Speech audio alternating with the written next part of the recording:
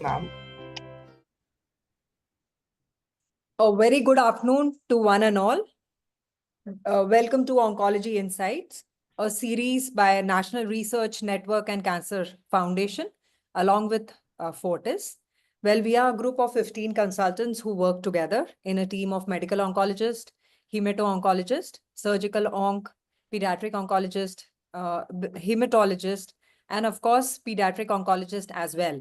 And we chose this path of having interaction with you on all sub areas or on subspecialties of oncology.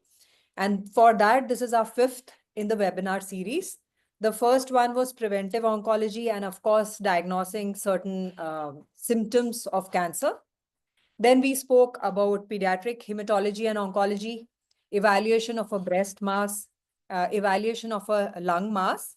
And now we would want to talk about something very basic, which is important not just for clinicians, but also for general public to know about CBC. a complete blood picture. And what are the areas which we need to dwell on when we see a CBC report, starting from hemoglobin to MCV, to platelet number, to total WBC number, the differential count in which neutrophils and lymphocytes and monocytes and what are the significance. And my team today will be taking you through each and every aspect. I am Dr. Neeti Krishna Raizada, Principal Director and Head of the Department of Medical Oncology and Hemato-Oncology at Fortis Group of Hospitals in Bangalore. So let me first announce winners of the fourth webinar.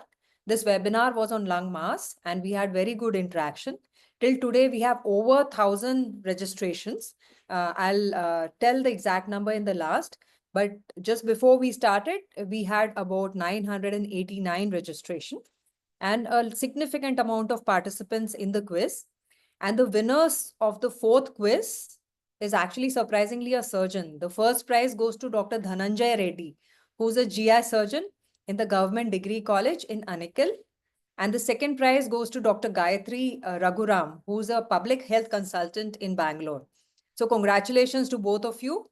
The first prize is 12,000 rupees and the second prize is 8,000 rupees, which we'll communicate with you. We'll get in touch and we'll try to do either an online transfer or a UPI transfer. So talking about today's topic and what are the challenges in our country? Well, blood disorders are very common in our country, starting from nutritional in a pediatric age group to reproductive age group and also in geriatric age group. Well, and unfortunately, it is a problem which is not given very significant importance because we keep on seeing a value with 11 hemoglobin or 10.4 hemoglobin, and we would think, well, she's not eating well, or it may be just an iron deficiency, and forgetting that it could be an occult sign or a hidden sign of a significant other problem as well. A WBC of 12,000 being managed for a long time is just a chronic infection and possibly missing a sign of a hidden cancer. So what are these important things we need to know about? Well, blood disorders can be an effect of production issues, function, or a composition of blood. Common type of blood disorders include anemia, thalassemia, sickle cell, hemophilia, leukemia, and lymphoma. Well, these are some certain common things which we'll be discussing here. But by and large, what are the hidden small issues as well? So when we talk about just anemia and talking about our country, a significant population of children suffers from anemia. We had about 70% of all kids who had anemia at one point in time. Now in 2022 data, it has come down to 40%. So yes, there has been change, but we also see this in adolescent age group, where almost 11% would be anemic. When we talk about girls who have achieved menarche, almost 40% of these girls may actually be anemic. Entire reproductive age group women, 40% may be anemic, so which is a very significant population. When we talk about pregnancy and related disorders, yes, there is anemia, but there's also sometimes gestational thrombocytopenia or low platelets, which we have to be cognizant about. And of course, lactation related issues. But when we see the same anemia in geriatric age group, more than 60 or more than 65 age group, we cannot ignore the possibility of a myelodysplastic syndrome or even an occult solid malignancy, which could be an anemia of chronic illness, or it could be a GI blood loss because of a gastric cancer or a colorectal cancer or even a prostate cancer. So when we talk about women in India, the three important concerns are anemia, thalassemia, and sickle cell. Whereas thalassemia and sickle cell are genetic disorder, of course, anemia is an acquired condition in most of the situation. And this is a very interesting map of sickle cell distribution and thalassemia in our country. And again, we have epidemic zones, we have endemic zones where it is a very common problem in a country in general, but there are endemic zones which have clusters of thalassemia population and clusters of sickle cell as well. Now, when we look at the Globocan most recent data, that is 2022, when we compare with the global population, almost 9.5 per 100,000 is the representation of leukemias and lymphomas, which are the WBC disorders in our country. So leukemias, which include acute and chronic leukemias, is 4.5 incidents per 100,000 population, which is slightly less as compared to global data. But I would think this is underreporting. But when we look at the overall population, because of the large population size of our country, the total number is significantly high. Then the next common condition is lymphoma, and non-Hodgkin's lymphoma is 3.6 per 100,000. And then, of course, Hodgkin's lymphoma, which is 1.3 per 100,000. As we know, almost 70,000 people are affected with leukemias and lymphomas in India. A significant amount of leukemias is in childhood. 1 in 2 pediatric cancers is only leukemia. That is the amount of pediatric cancers we have.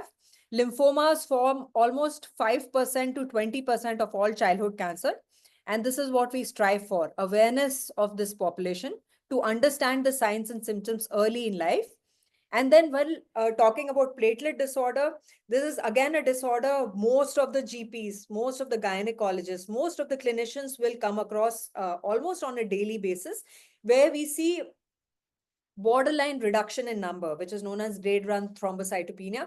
Patient may not actually present with a bleeding disorder, but when you have asked for a CBC for some other reason, we find that the WBC number is different. And not just that, the patient will be repeating a WBC and platelet, a CBC report again and again, and find a different platelet number from each report they have taken. And then they'll come to you to ask, why is the platelet increasing or reducing or persistently low? So ITP is another condition which we all need to know about. ITP in childhood is almost, the incidence is about 6.5 per 100,000. So this is again a very high incidence of a blood disorder condition. When we talk about adults, almost 3.5 per 100,000 population will have idiopathic thrombocytopenic purpura.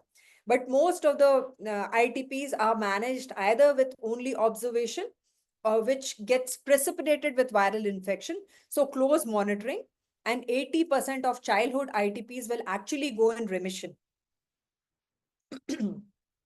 Awareness, screening on time, having the right access to healthcare, genetic counseling for the gaps which exist, looking for sickle cell, looking for thalassemia, and of course, finding out solutions for the infrastructure, reaching out to underserved area, including rural areas, and of course, understanding the financial burdens and the solution. This is what we all need to be aware of and the challenges which we face on a daily basis. So with this, I hand over to my team who will be presenting first the RBC disorders, then WBC disorders, followed by platelet disorders.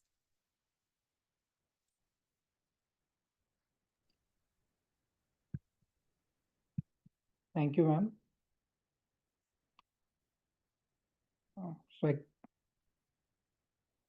Can you display my slides, please? Sure, sir. I'll give you the control also. Just a No, second. you take the control, it's okay. Just display my slide. No, I'll give you the control as well, sir. Just a second.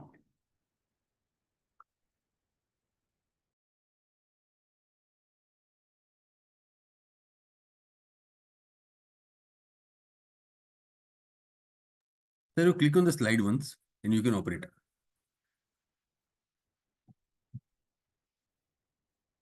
Please go back, please. Go back to the first slide, please. Okay, thank you.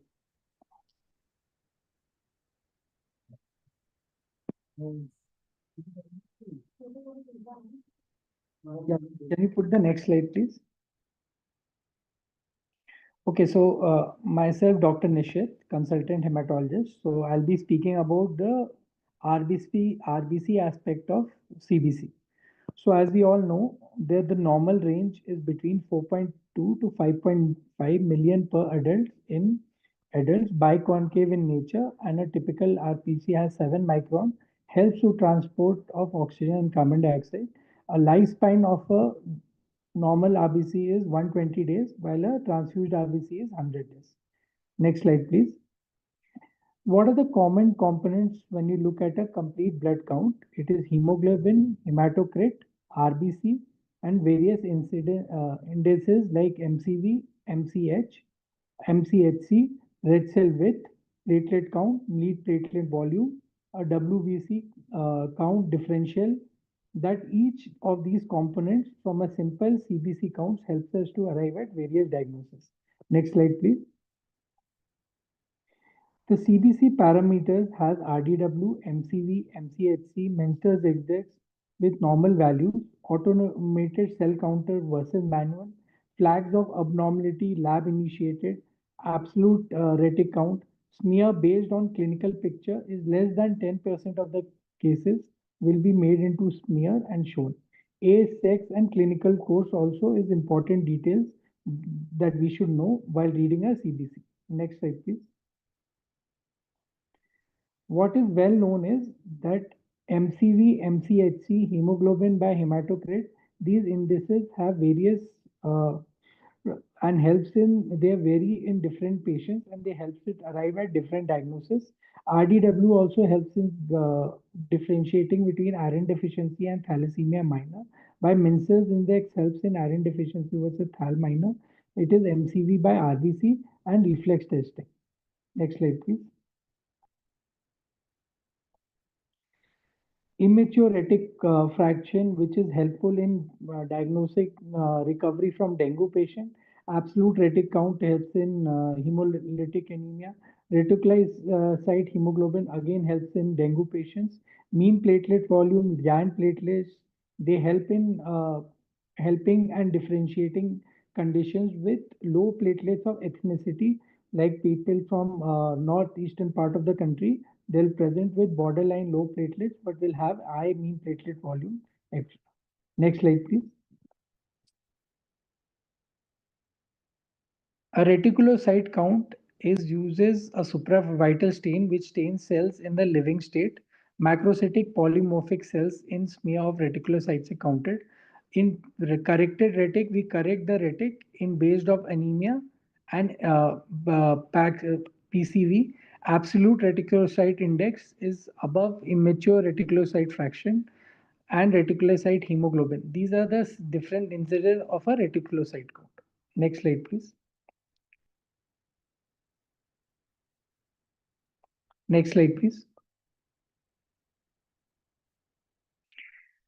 The other form of poikilocytosis is fragmented red cells, that is cystocytes, which is commonly seen in microangiopathy, which is conditions of TTP, HUS, and DIC, cardiovascular disorders, prosthetic valves, bearing blender, and endocarditis.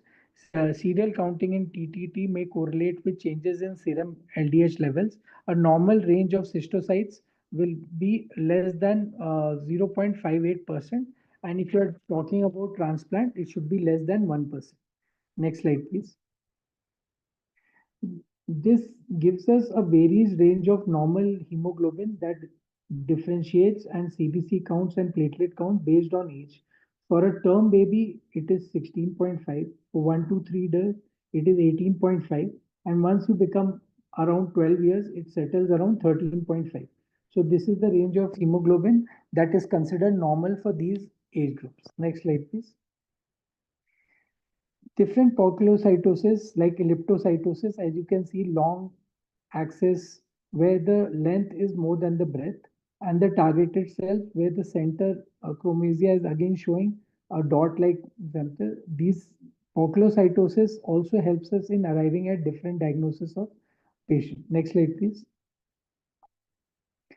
Here we are seeing teardrops. A classical teardrop has a long elongated end, and stomatocytes, as you can see, a lens-like biconvex picture present inside the RBC. Next slide, please. This is a polyjovial bodies, as you can see, a fragmented composed of DNA. The blue dots as which are closely attached to the cell membrane of the RBC. So these blue dots will be classically present near the edges of the RBC. Next slide, please. This is basophilic slipping. As you can see, multiple blue dots present from purple inclusions in the RBC, and they are components of ribosomal RNA. They are usually associated with lead poisoning. Next slide, please. Based on these polypocytosis and the size of the cells, they are differentially classified into various kinds of anemia, starting with microcytic hypochromic, that is iron deficiency anemia, thalassemia minor, chronic disease, lead poisoning, sideroblastic anemia, and the factors that help us to come to different diagnosis among these differential is the iron level, TIBC level, that is the total iron binding capacity, transferrin level, ferritin level, soluble transferrin receptor saturation, and the picture hypochromic or microcytic in nature. Next slide, please. The next size is normocytic with polychromasia, in which the retic count is more versus the low retic count. So if the reticulocyte count is high, we are looking at differentials of hereditary spherocytosis, hereditary epilocytosis, PNH, paradoxal nocturnal hemoglobinuria, G6PD deficiency. And if the retic count is low, but the cell is normochromic and normocytic, then we are looking at aplastic anemia, leukemia, acute blood loss, and diamond black pen and other inherited bone marrow syndrome. Next slide, please. And if the size is microcytic, that is the size of the RBC is more than that of the nucleus of a lymphocytes. That is how the sizes are compared. Then we are looking at vitamin B12 deficiency, folate deficiency, liver disease, alcoholic, and hypochromic disease. Next slide, please. So I've tried to put some cases to help us understand the different use of these indices and polyclocytosis. In case number one, if you look at a 9-month-old girl, exclusively breastfed and pallor. On the right side, if you look at the parameters, the hemoglobin is 6.4, while the MCV is 57, platelet is slightly high, total count is 6,600. The RBC count is slightly on the lower side, 2,140 million, and RDW is significantly high. So next slide, please. This makes a diagnosis of iron deficiency anemia. So what are the factors that help me arrive at the diagnosis is low hemoglobin? The cell size of microcytic, RBC count was also decreased, but RDW was increased. The Menser's index was, that is hemoglobin by RBC, was increased more than 13, and platelet count was slightly increased. Next slide, please. Now coming to the next stage, similar pattern in the 5-year-old girl with mild pallor. But if here you look at the hemoglobin is 9.4, MCV is 60, again less, but the platelet is normal in count. But if you look at the RBC count, it is slightly on the upper limit, while the RDW is almost normal. So this makes it a case of beta thalassemia trait. Next slide, please. And how do we arrive at the diagnosis? There's a microcytic hypochromic picture in both of them, but the RBC count is increased, RDW is normal, and Minster index is 9.8, which is less. So if you get a patient who's persistently having low hemoglobin and are getting treated for with iron tablets, please also look at the RBC count of the patient. If the RBC count is slightly on the higher side, upper normal, please do a HPLC or HB electrophoresis. It will help us to arrive at the diagnosis. Next slide, please. This is an unusual case where anemia is uncommon unless associated with iron hemoglomerulopathy. Basophilic stippling is seen, denatured RNA, that is lack of 2,5-pyrimidine nucleotidase. Lifespan is 20 to 30 days, and the deposits is seen in the bones, teeth, and lead lines. 90% of the peripheral blood in RBC, decreased hemoglobin, and this is a case of lead poisoning. Next slide, please. Now coming to the next case, there is a 13-month-old boy with recurrent bone marrow transfusion required and presence of hepatosplenomegaly. If you look at the parameters,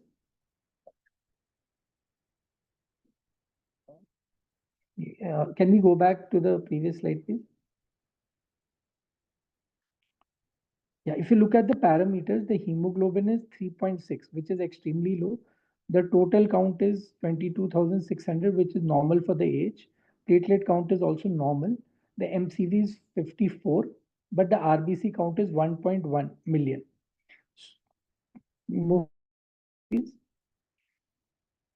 So this gives us some hint that since the patient is requiring multiple transfusion at a young age, it could be a beta thalassemia major, also known as transfusion dependent beta thalassemia. And what helps us to arrive at the diagnosis is a classical clinical presentation in which the patient would be young in nature and would have had multiple transfusion, severe anemia, RBC count is decreased, and elevated nucleated RBC or targeted cells would be seen. Next slide, please.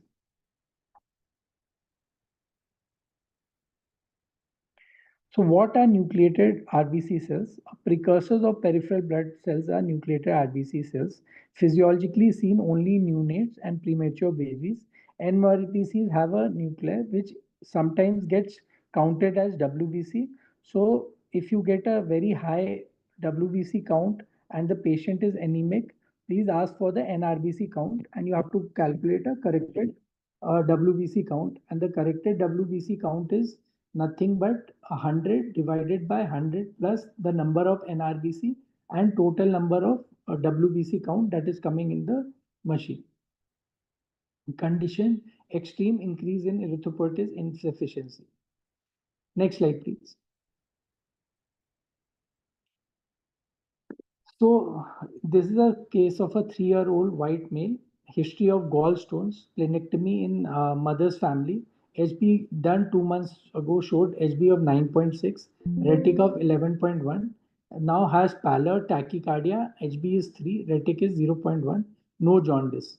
So this, if you look at the picture, the upper part, the patient has lost his RBC, has lost his central pallor, spherocytes in appearance, and there's a nucleus of a lymphocyte that is kept there to compare the size. Next slide, please. So this is identification of spherocyte in peripheral blood, elevated MCHC, and in hereditary spherocytes, the direct Coombs test will be negative.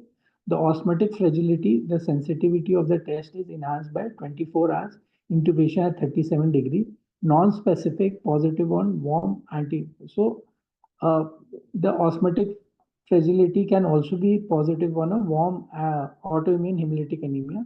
The most specific test is the flow cytometry in which eosin 5 amylamide binding test is used. Next slide, please. So what a Coombs negative hemolytic picture in which they are enzyme deficiency of G6PD, pyruvate kinase, hemoglobinopathies like sickle cell anemia or HBSC, mechanical like DIC hemangiomas, infection like malaria or red cell membrane defect like spherocytosis. Next slide, please. So if you look at the picture on your right side, there is presence of bite cells that is looking like helmet cells. If you look closely, there are few cells in them that is actually looking like a helmet cells that gets eaten away by the spleen, increased spleen size. So in G6PD, it is an excellent recessive genetic variation. That's why family history is very important. Enzyme is needed to produce for production of reduced NADPH, prevention of oxidative damage, uh, precipitated by oxidative challenge. So there's one history of G6PD that helps us is that the G6PD patient will have transient anemia or intermittent anemia. They will be normal in between. Then there will be a stress that would have led to anemia happening, and bite and blister cells will be present. In Greek and Asian population, it is more severe. In African population, it is a mild disease. Next slide, please.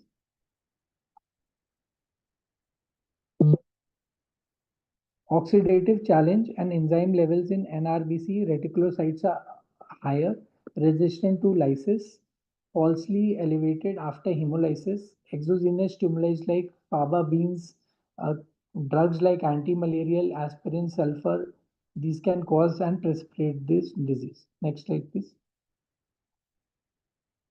Case number 4 is a for 12-year-old boy with progressive pattern but no hepatosplenomegaly. This HB is 5.6. Total count is slightly on the lower side. Platelets are also on the lower side, but the MCV is very high. It is 114. RBC is on the lower side. Next slide, please. So the most common causes where you're looking at these cases are nutritional, vitamin B12, folate, infection, hepatitis, acquired aplastic, malignancy, drug-induced aplasia, immune mediated like Evans Sjögren syndrome, hypersplenism, HLH, rare causes like inherited bone marrow failure, PNH, storage disorders, osteoporosis, and rarest cause is refractory cytopenia of children, MDS, myelofibrosis. These are the differential diagnosis of these pancytopenia. Next slide, please.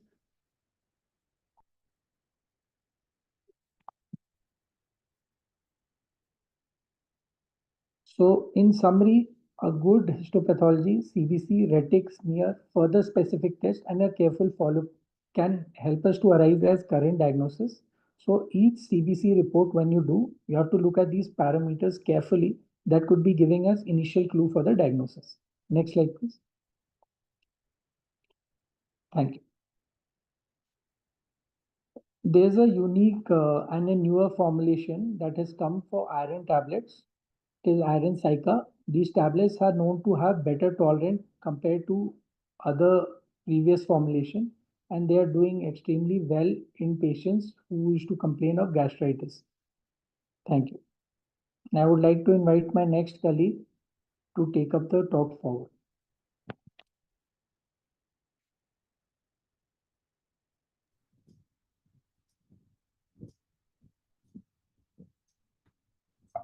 Thank you. Good afternoon, everyone. Coming to the quiz session, session one of this quiz session, the instructions for the quiz are: each quiz rounds consist of 5 MCQs, which will be displayed on your screen. You have to click on the quiz option in the right corner of the page to start the quiz. And each question will have an option A to A, B, C, D, and 30 minutes timer. Who's faster to reply will get the first priority, and non-oncologists, non-hematologists will be given preferences over, will not be given preferences. And in any time the quiz doesn't appear, please re-click the quiz button on the right corner to start the quiz again and answer the quiz. Round 1, question 1. In which state of erythroblast hemoglobin first appears? In which state of erythroblast does hemoglobin first appear? Option A, pro-erythroblast. Option B, basophilic erythroblast. Option C, polychromatic erythroblast. And option D, orthochromatic erythroblast.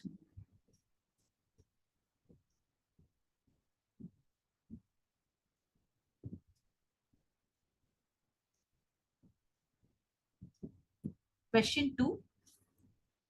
Which of the following RBC indices is most useful in differentiating iron deficiency anemia from thalassemia?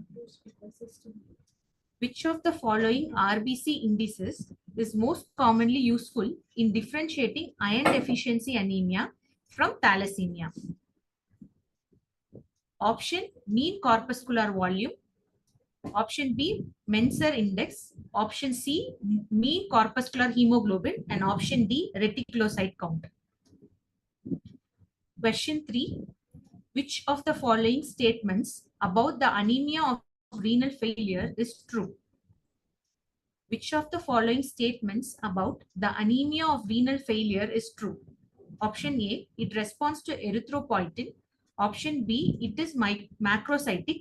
Option C, target cells are a feature of the blood film. And option D, it is not complicated by folate deficiency.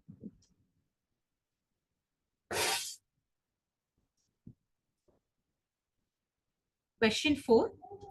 A 45-year-old male presents with fatigue and mild jaundice. Peripheral smear shows spirocytes and the direct Coombs test is positive.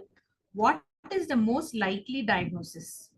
A 45-year-old male with fatigue and mild jaundice with smear showing spirocytes and direct Coombs test positive. Likely diagnosis is hereditary spirocytosis, autoimmune hemolytic anemia, paroxysmal nocturnal hemoglobinuria, G6PD deficiency.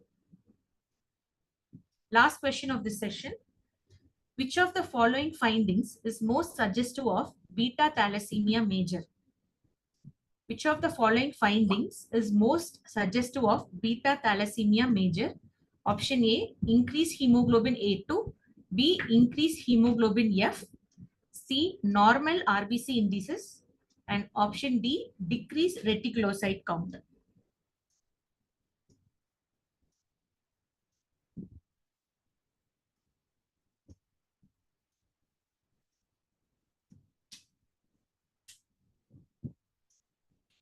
I would like to invite Dr. Dhyaneshwaran, consultant medical oncologist, on a presentation about WBC disorders.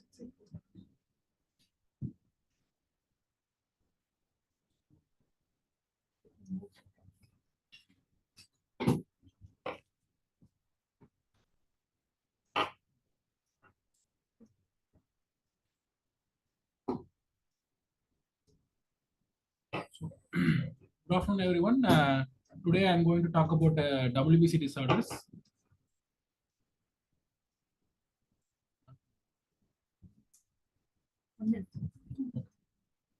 So now I'm going to focus on what is WBC, how it's originate, where it's originate. So WBC it start from pluripotent stem cells. So it divided into two. One is lymphoid stem cell, and another one is colony forming blastocytes. From there are three types of stem cells will come. One is colony forming unit, another one is one colony forming unit for RBC, one colony forming unit for platelets, and another one for WBC. So in that one, it's divided into promyelocyte and monoblast. So promyelocyte divided into neutrophil myelocyte and neutrophil metamyelocyte and followed by neutrophil. So basophil metamyelocyte and basophil metamyelocyte and basophil. Eosinophil myelocyte is changed to eosinophil metamyelocyte and eosinophil.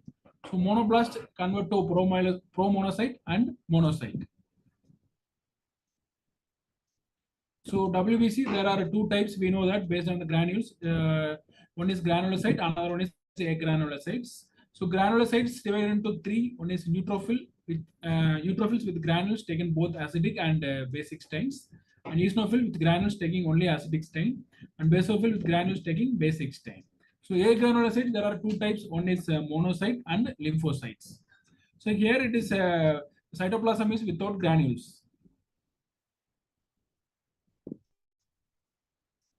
So what is the lifespan of the WBC, which includes neutrophil, eosinophil, basophil, monocyte, and lymphocyte? So neutrophil lifespan is 2 to 5 days, eosinophil is 7 to 12 days, and basophil is 12 to 15 days, monocyte is 2 to 5 days, and lymphocyte is less, half day to 1 day.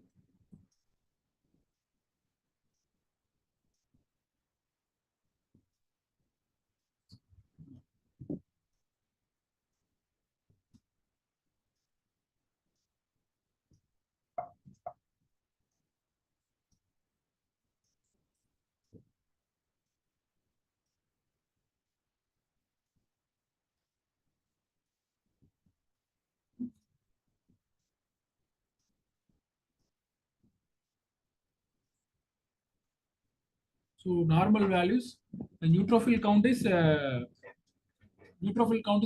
to 6,000. Eosinophil count is 150 to 450 cells, and basophil is up to 100.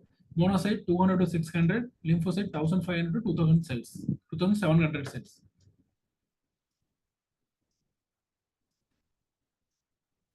So physiological variation based on the various factors. One is age. So infant WBC count is around 20,000. In children 10,000 to 15,000. In adult it's range from 4,000 to 10,000 cells. So WBC count slightly more in male compared to female. So WBC count slightly low in early morning and maximum in afternoon time. So exercise likely increase the WBC count, and emotional conditions like anxiety and pregnancy and during menstrual time, WBC counts will increase. During sleep, WBC count slightly low. So what is leukocytosis? So leukocytosis is increase in WBC count.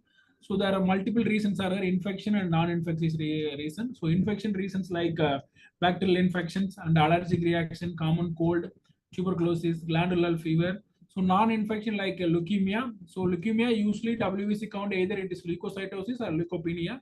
So if it is leukocytosis, we can expect more than 1 lakh count.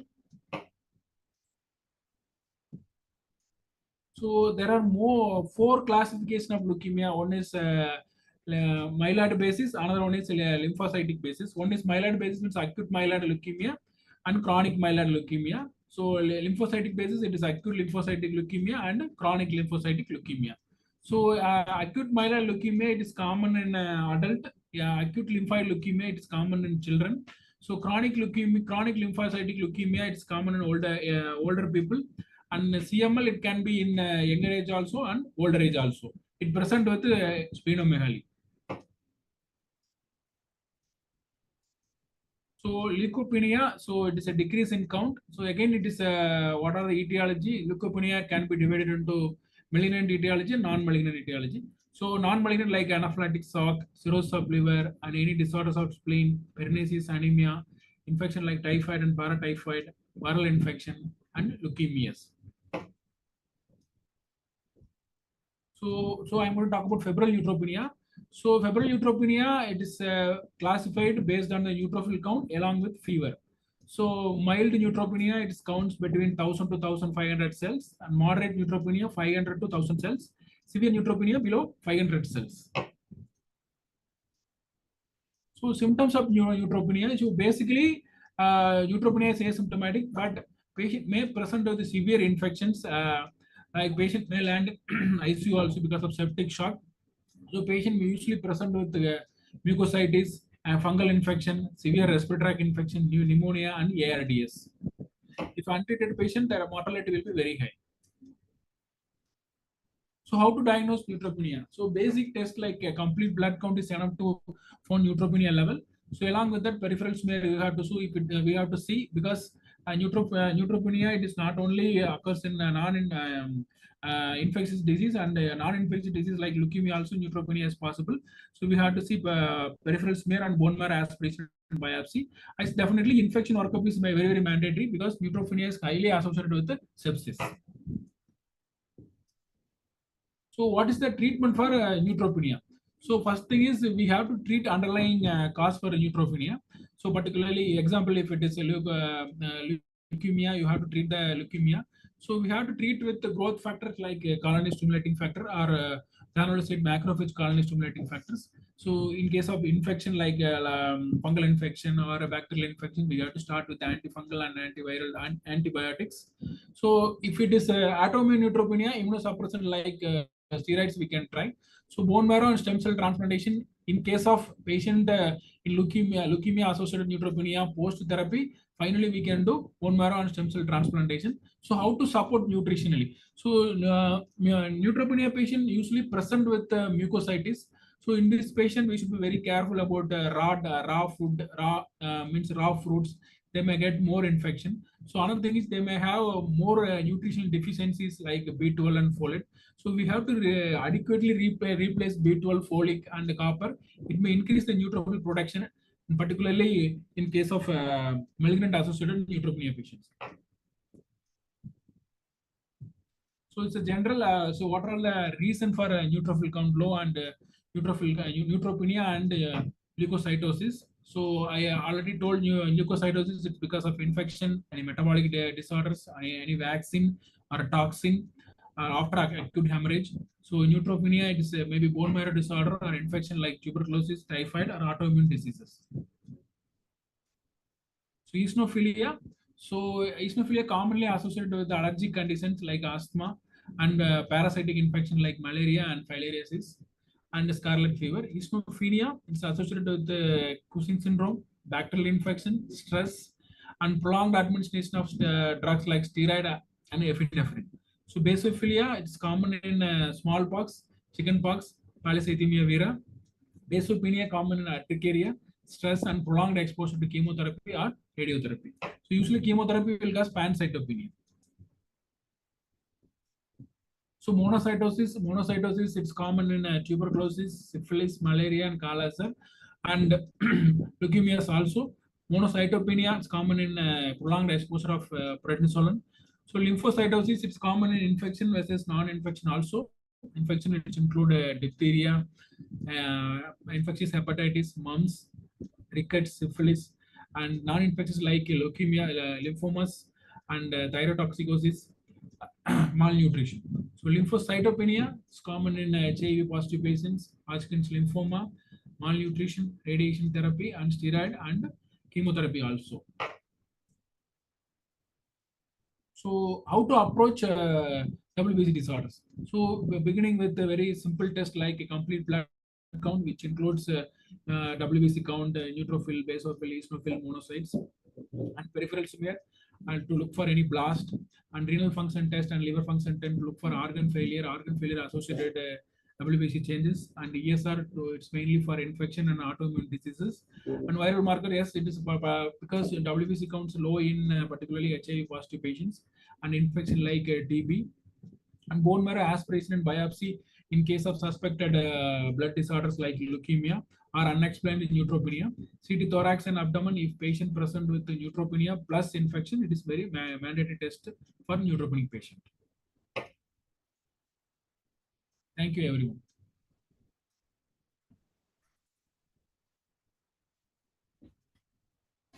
Thank you, sir, for a detailed presentation about the WBC disorders and how to evaluate it. Coming to the next session of round 2 of quiz. Same, I request the participants to click on the quiz option in the right corner of the page. Question number 1. A patient with chronic myeloid leukemia is started on imatinib. What is the mechanism of action of this drug? A patient with chronic myeloid leukemia is started on imatinib. What is the mechanism of action of this drug? Option A, inhibit DNA synthesis. B, blocks BCR-ABL tyrosine kinase. Option C, induces apoptosis in myeloid cells. And option D, simulates bone marrow proliferation.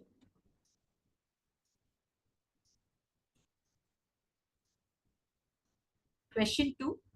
Which of the following infections is classically associated with atypical lymphocytosis? Which of the following infections is classically associated with atypical lymphocytosis? Option A, streptococcal pharyngitis. Option B, Epstein-Barr virus infection. Option C, Staphylococcus aureus septicemia. And option D, Clostridium difficile colitis. Question 3. A 22-year-old male presents with fever, weight loss, and purpura and cervical lymphadenopathy. Biopsy revealed Reed-Sternberg cells. What is the most likely diagnosis? A 22-year-old patient with fever, weight loss, and cervical lymphadenopathy. Biopsy has Reed-Sternberg. Likely diagnosis is non-Hodgkin's lymphoma, Hodgkin's lymphoma, multiple myeloma, and Burkitt's lymphoma. Question 4. Which of the following blast percentages in the bone marrow is a diagnosis of acute leukemia according to the WHO criteria? The blast percentage in the bone marrow, which is diagnostic of acute leukemia according to WHO criteria. Option A, less than 5%. Option B, 10 to 15%. Option C, more than 20%. And option D, 30 to 40%.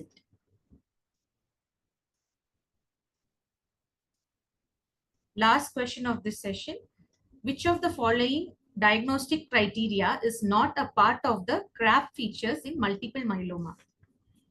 Which of the following diagnostic criteria is not part of the CRAB features in multiple myeloma? Option A, hypercalcemia. Option B, renal failure. Option C, anemia. Option D, basophilia.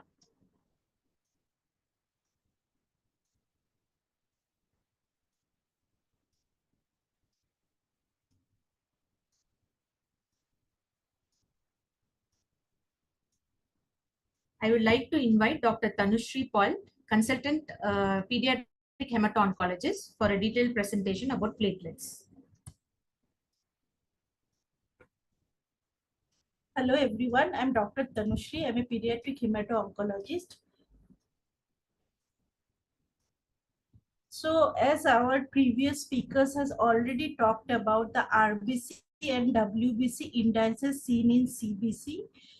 So I will discuss about the platelet count and the indices related to the CBC.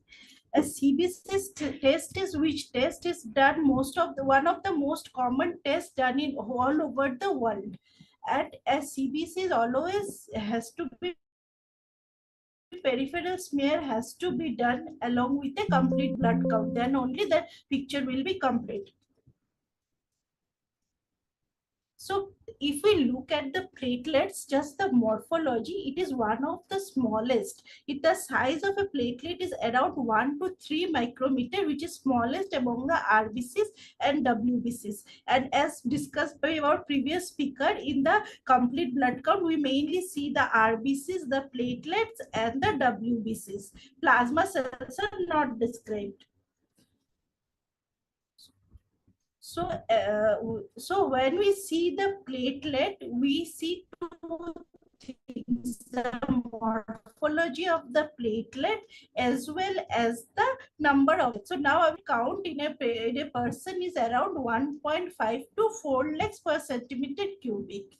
Any platelet count less than 1.5 lakhs is described as thrombocytopenia. So the one of the most common cause of thrombocytopenia is pseudothrombocytopenia. So what is known as pseudothrombocytopenia? Basically, our complete blood count is taken in an EDTA vial. When there is some antibodies, anti-EDTA, in the EDTA, the anticoagulants that will bind to platelet, and as a result, platelet count will come less. But when they are seen in peripheral smear, there will be clumping of platelets. So if you get a person is there, a well person whom you don't expect the platelet count will be low. If the platelet count is low, always confirm it with a peripheral smear. And in the peripheral smear, if it is showing clumping, then you can maybe check the sample and send the sample in some heparin vial, so that we no need to evaluate them further. So that is pseudothrombocytopenia, one of the most common cause of thrombocytopenia. So after ruling out pseudothrombocytopenia, what are the causes of thrombocytopenia? As always described, there will be two things. There is increased destruction or decreased production, or at times there will be sequestration of platelets in the spleen. So if we look at the causes of the thrombocytopenia, splenic sequestration is one of the causes. When there is a splenomegaly, along with thrombocytopenia, there will be anemia, WBC count can be low, then there will be pancytopenia, there is hypersplenism. Other than that, increased destruction can be immune mediated, non-immune mediated. In immune mediated, one of the most common cause is ITP. As in immune mediated as a whole, in thrombocytopenia also, ITP is the most common cause, but in that only isolated thrombocytopenia will be there. It is heparin induced thrombocytopenia. When the patient has been started on heparin, then the patient develops thrombocytopenia.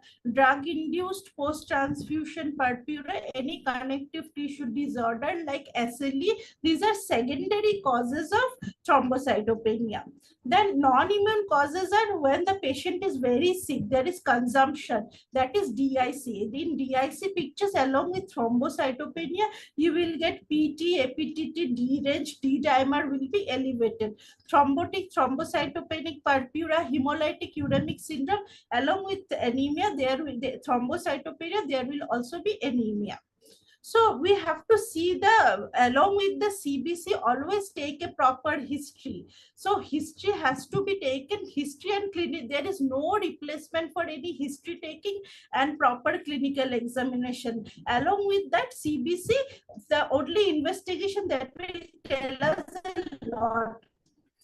And another cause of thrombocytopenia is decreased production. So decreased production may be due to some malignant causes or non-malignant causes. In malignant causes, due to hematological malignancies or solid malignancy when there is infiltration of the bone marrow, or non-malignant causes like aplastic anemia or vitamin B12 and folic acid deficiency.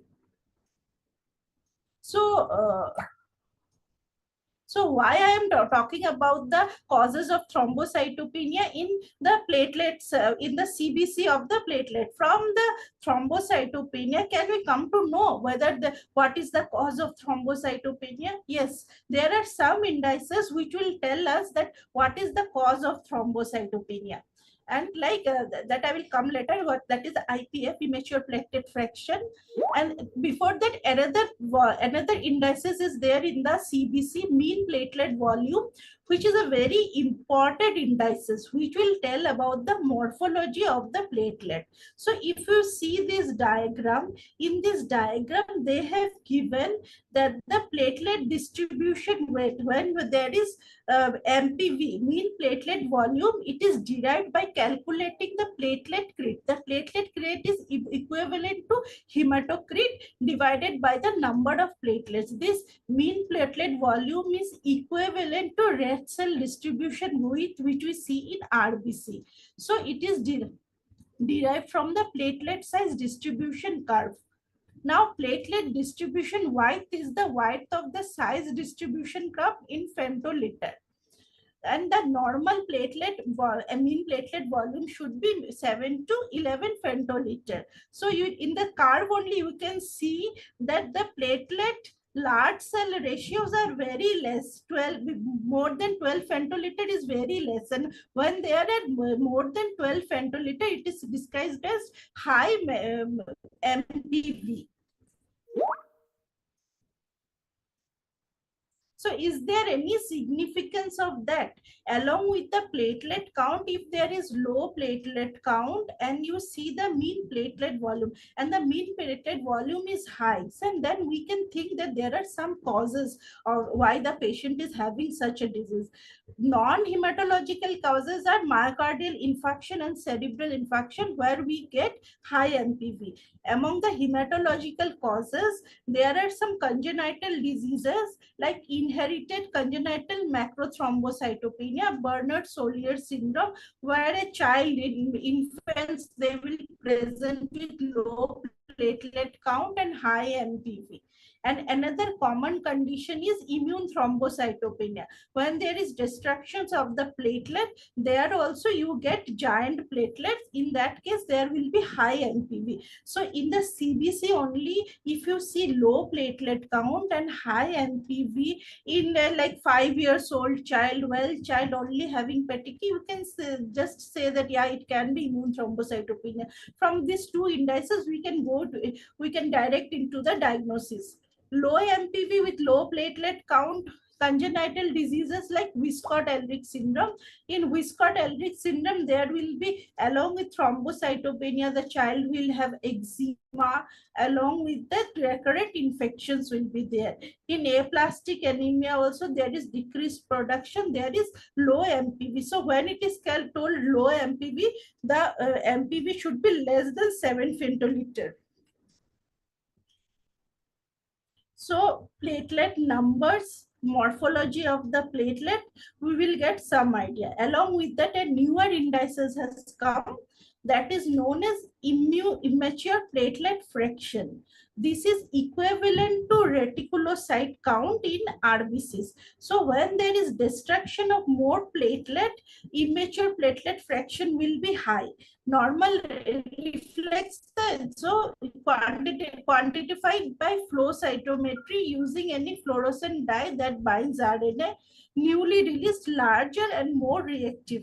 Reflect the rate of thrombopoiesis. Usual reference range is 1 to 7%. So is there any clinical implication of this? Definitely there is a clinical implication of this. So when we find low IPF means low immature platelet fraction, that means decreased production. It is seen in aplastic anemia, leukemia or marrow suppression due to any reason. High immature platelet fraction means increased destruction seen in immune thrombocytopenia, DIC, or TTP. So always when there is there is regenerating marrow, IPF will increase earlier than the platelet. So if you get a patient like a platelet count is low, below 30,000, but IPF is 20,000, 30,000, 20%, 25%, then no need to transfuse that person, because that immature platelet fractions are high. Within 1 or 2 days, the platelet count will definitely improve. So this is the implication. So if there is low platelet count and low IPF, you can transfuse the patient. If there is low platelet count and the platelet IPF, high immature platelet fraction, you can wait and we don't need to transfuse the patient. So from the CBC only, from the platelet, mean platelet volume and immature platelet fraction, we get a lot of idea about the disease status.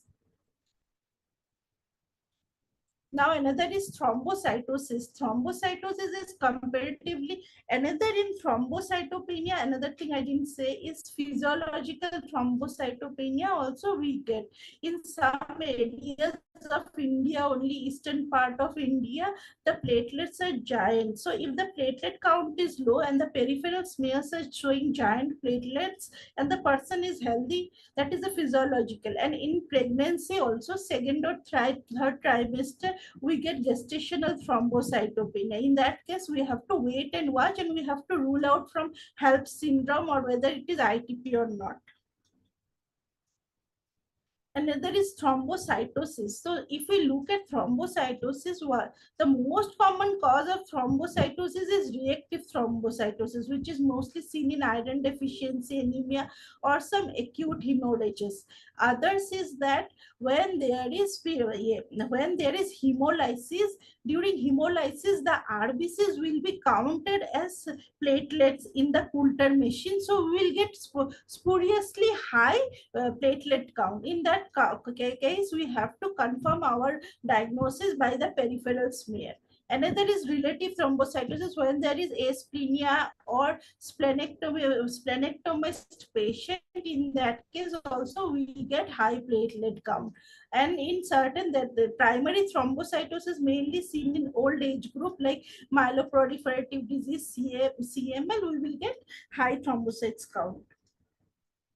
So always a good history taking, clinical examination and CBC parameters. With all these parameters, 50 to 60% of the diagnosis can be made. At least we can suspect the diagnosis, and after that doing certain investigation, we can confirm our diagnosis. So reading a CBC in a proper way is very important. Mostly the CBC, hemoglobin, TLC, platelet is seen, but other parameters are overlooked. So we should have a suspicion and a good eye to see all the parameters whichever are there in the CBC parameters. So we don't need to make the patient do unnecessary investigation. Shweta for the quiz series.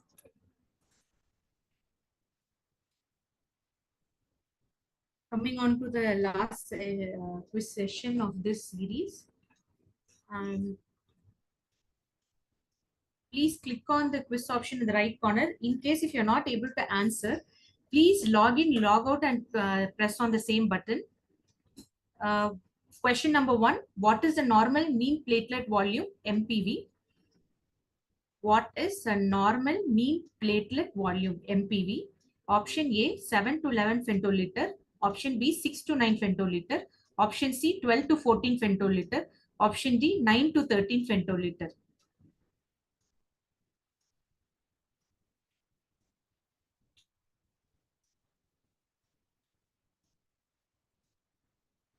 Question number 2. Which of the following is a typical findings in disseminated intravascular coagulation, DIC? Which of the following is a typical finding in disseminated intravascular coagulation, DIC? Option A, thrombocytosis. Option B, increase fibrin degradation products, D dimers. Option C, normal PT and APTT. Option D, increased fibrinogen.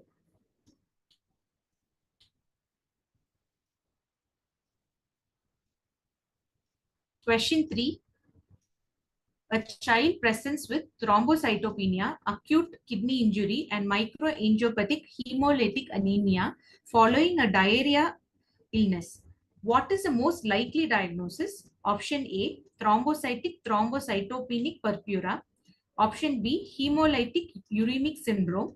Option C, immune thrombocytopenic purpura. And option D, heparin-induced thrombocytopenia.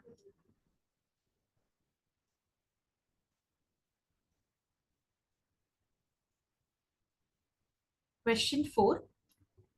Giant platelets are commonly seen in which of the following conditions? Giant platelets are commonly seen in which of the following conditions? A. Bernard-Soulier syndrome. B. Glassman thrombocythemia. C. Von Willebrand disease. And D. Heparin-induced thrombocytopenia.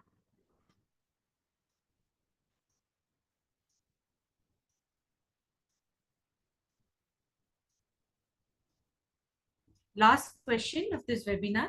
Which of the following is a classical finding in thrombotic thrombocytopenic purpura? Which of the following is a classical findings in thrombotic thrombocytopenic purpura? Option A, thrombocytosis. Option B, cystocytes on blood smear. Option C, prolonged PT and APTT. Option D, increased fibrinogen.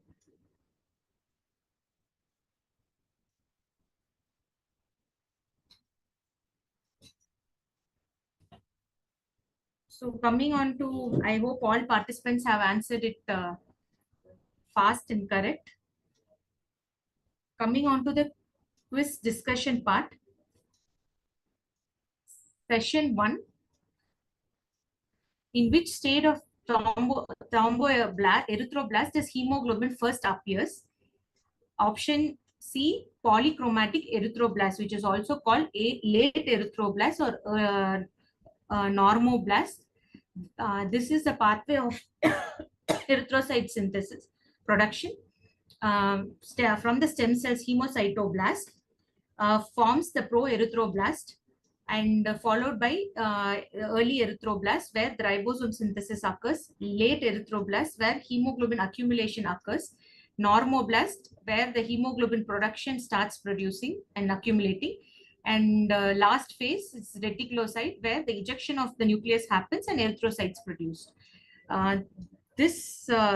During each stage, the cellular nuclear cytoplasmic ratio also changes rapidly.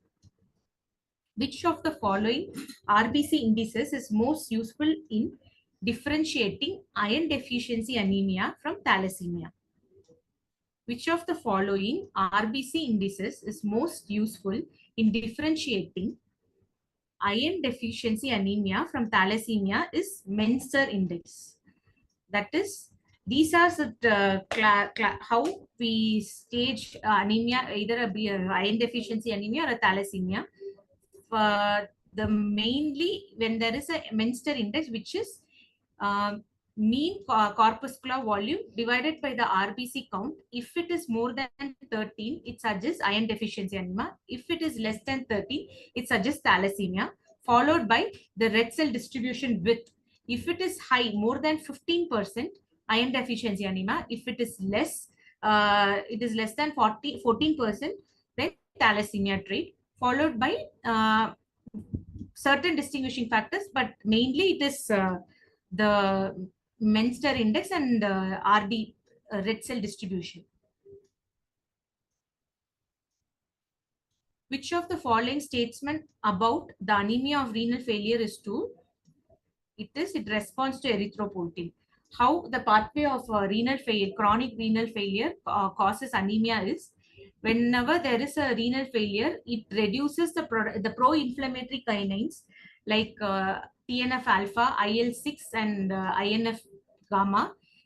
This will reduce the production of erythropoietin production. So because of this, and also iron deficiency, further this hepcidin will prevent inhibit apoptosis, and also it will reduce iron absorption, iron transport, and iron availability. So because of that, it will act on the colony forming erythro cells also. So RBC production will be inhibited. So giving an erythropoietin externally will help to improve the anemia in a renal failure patient.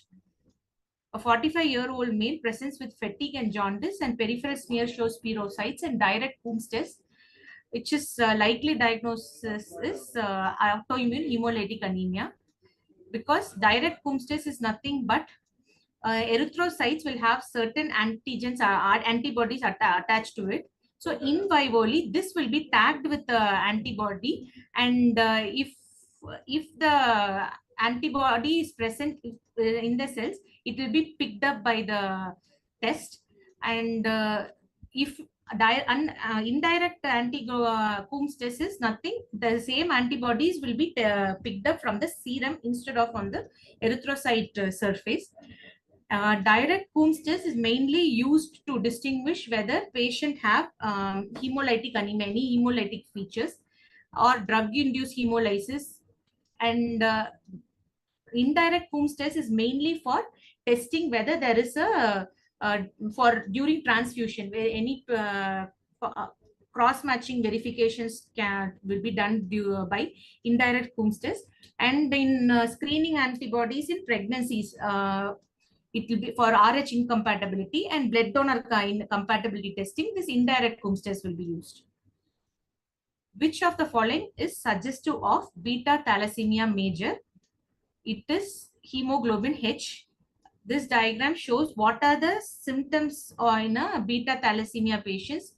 It will be frontal bossing. Mainly the bone expansions will be there, hair on end appearance, hypopituitary conditions, excessive melanin production, where the child will be called as a bronze diabetes due to the skin pigmentation, hypothyroidism, hypoparathyroidism, pulmonary hypertension and embolism, cardiomyopathy, venous thrombosis, hemosiderosis, and cirrhosis of the liver, extramedullary hematopoiesis, so that they will have splenomegaly, and diabetes mellitus, arthropathy, delayed puberty, and delayed secondary sexual characteristics, and testicular and ovarian failure, osteoporosis, and short stature. These are the investigations for thalassemia. MCV will be low, MCH also low, RBC count can be high because of compensatory erythropoiesis. Red cell distribution width will be mildly elevated. Peripheral smear will have microcytic homochromic anemia, target cells in the peripheral smear, nucleated RBCs in case of severe anemia, basophilic stippling.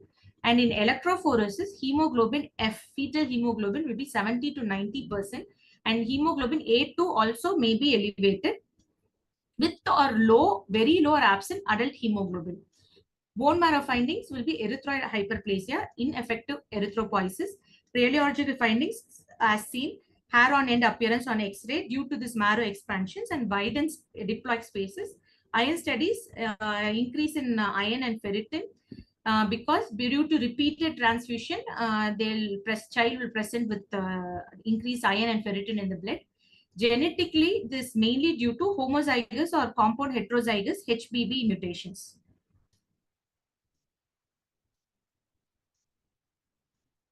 A patient with chronic myeloid leukemia started on imatinib. Mechanism of action of this drug, imatinib, is mainly imatinib is a protein pathway, where activation of this pathway, substrate activation, will BCR-ABL will active BCR-ABL will start the down pathway and proliferation of more lymphocytes. This imatinib will go and inactivate the BCR-ABL molecule.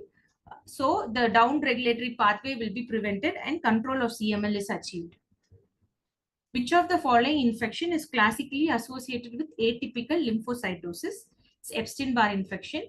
So the reactive or atypical lymphocytosis, which is more than 12% of increase, and or when the when the total count WBC count crosses more than 4,500, it's reactive or atypical lymphocytosis, which is common in infections like viral infections, mainly EBV, CMV, HIV, herpes infections, influenza, varicella, HTLV, or bacterial in case of pertussis, and parasitic toxoplasmosis, babesia.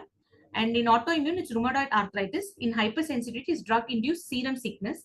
And in case of hyperthyroidism, trauma, post-plenectomy patients, and cigarette smoking. A 22-year-old male with fever, these B symptoms like fever, weight loss, painless lymphadenopathy, with the smear showing Reed-Sternberg cells, likely diagnosis is Hodgkin's lymphoma. These are the symptoms of Hodgkin's lymphoma. It is painless swelling in arm, underarm, groin, neck, anywhere in the body, inguinal groin also, or persistent fatigue. B symptoms like unexplained fever associated with chills in the evening, drenching night sweats, unexplained weight loss, more than 10%, significant weight loss in the past 6 months, itchy skin, pruritus, any abdominal pain in case of and bowel alteration and change in case of any gastrointestinal lymphomas, and chest pain in case of mediastinal lymphoma, breathlessness also. Reed-Sternberg cells are the classical cells which are seen in the Hodgkin's lymphoma, which is a large binucleated, multinucleated cells. It is almost 50 to 100 microns and derived from the crippled germinal cell B cells. It is usually bilobed and multilobed. RBCs make up 1% of the total cellular population in the involved lymph nodes and tissues. This mononuclear variant is termed as Hodgkin's cells. And classical examples with two nuclei side-by-side demonstration, it appears as an owl eye appearance. Which of the following blast percentages in the bone marrow is diagnostic of acute leukemia according to WHO criteria? It is more than 20%. Acute myeloid leukemia, whenever in the blast in the peripheral marrow or in the bone marrow or peripheral blood, if it is more than 20% of the myeloblast in case of myeloid leukemia, more than 20% of lymphoblast in lymphoid leukemia is diagnostic of acute leukemias. Exception to this 20% blast rule, where they told more than 10% is there in case of these mutations like PML RARA mutations and CBFB MYH11 mutations. Which of the following diagnostic criteria is not a part of the CRAB features in multiple myeloma? It is basophilia. Usually CRAB, that C stands for calcemia, hypercalcemia, or renal impairment, where creatinine value will be more than 2 milligram per deciliter. In case of hypercalcemia, more than 11 milligram per deciliter. Anemia, when the male presents with less than 11 gram per deciliter of hemoglobin, or female less than 10 gram of the gram deciliter of hemoglobin. And bone lesions, painful bone lesions, which will be picked up in the either as a pathological fractures, spinal cord compressions, and imaging will confirm the patient has osteopenia or osteoporosis. What is a mean normal mean platelet volume is 7 to 11 femtoliter. Usually high MPV is seen in asplenia, that is no spleen to sequestrate these large platelets, or patients with thrombocytopenia and functioning bone marrow, or in case of congenital thrombocytopenias like Gray platelet, May-Heglin platelets, Bernard-Solier syndrome, myelodysplastic syndromes, recovering from transient hypoplasia, and investigationally poor prognostic factors for MI and promote VTE. It is low in case of splenomegaly, where spleen will sequester these large platelets, bone marrow suppression like aplastic anemia, congenital thrombocytopenia like Wiskott-Aldrich syndromes. What is a typical finding in DIC? It is increased fibrin degradation pathway, disseminated intravascular coagulations usually causes conception coagulopathy and defibrillation syndrome. Findings: usually patient present with the bleeding or any recent history of trauma, sepsis, malignancy, especially in acute promyelocytic leukemias, and incompatible blood transfusions. Patient will have thrombocytopenia, prolonged PT-APTT-INR, low plasma fibrinogen, elevated D-dimers, increased thrombin time, and reduced factors 7, 10, 5, and 2, reduced antithrombin protein C and S. Pathophysiology, this procoagulated exposure will activate this coagulation process, with causes fibrinolysis, end organ damage. Which a patient presents with thrombocytopenia, acute kidney injury, microangiopathic hemolytic anemia following diarrhea. It is hemolytic uremic syndrome. Hemolytic uremic syndrome, these are the symptoms. Patient will have headache, bloody diarrhea, pale skin, vomiting, abdominal pain, and bruise all over the leg. It is mainly caused due to bacterial endotoxins, which will like Shiga toxin.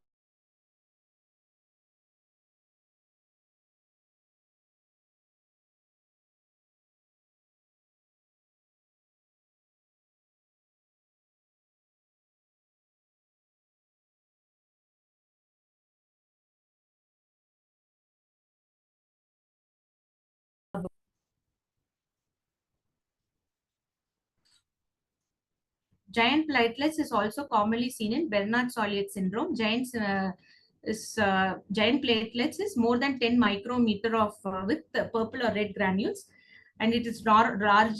It's normally larger than the normal RBC. It is mainly found in increased turnover of platelets, myeloproliferative disorder, myelodysplastic disorder, May-Heglin anomaly, gray platelet syndrome, Bernard-Solliet syndrome.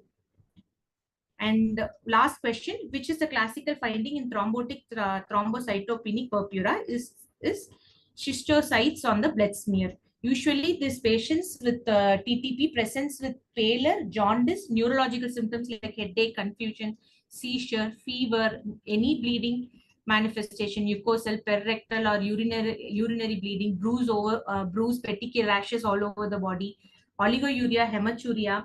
And laboratory findings will be features like hemolytic anemia, thrombocytopenia, increased creatinine, schistocytes on blood cells, and TTP, reduced activity of ADAM TS13 activity. This peripheral smear picture shows the how schistocytes are picked up in the bone marrow. I would like to invite Dr. Sharath sir, consultant surgical oncologist, to give vote of thanks.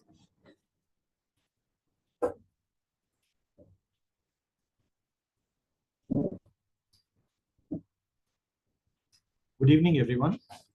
It was a wonderful session today about the basics of CBC and peripheral smear, which are very important not only for the physicians, the pediatricians, but to all the doctors belonging to all specialties in general, because this is something which is very, very important to know, because we need to identify the blood disorders in a correctable stage, and we need to do the appropriate referral, a timely referral for the patients who have serious blood disorders.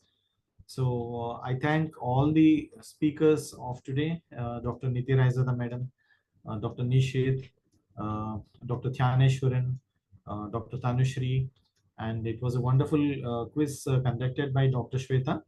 So answers we have seen. The results of the quiz will be announced shortly. So I thank all the participants. I hope you all would have been benefited by the lectures and the quiz. Thank you very much. Thank you for your wonderful participation.